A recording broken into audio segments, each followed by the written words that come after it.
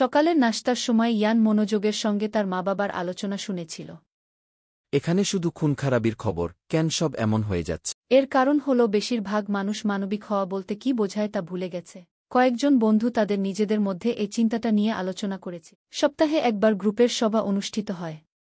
সেদিন স্কুলে যাবার সময় ইয়ান ঠিক করেছিল, আমাদের পরবর্তী সভায় নাটালিয়া পেত্রোভনাকে আমি এ প্রশ্নটি জিজ্ঞেস করব। আজ রাতে এলেনাদের বাড়িতে গ্রুপ সভা হবে। তরুণারা আসতে শুরু করল।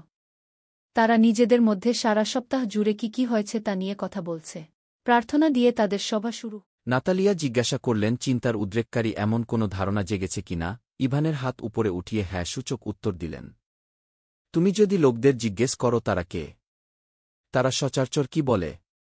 ইগোর বলল, তারা তাদের নাম বলে। ইভান বলল, আমি শিক্ষক, ডাক্তার, ইঞ্জিনিয়ার।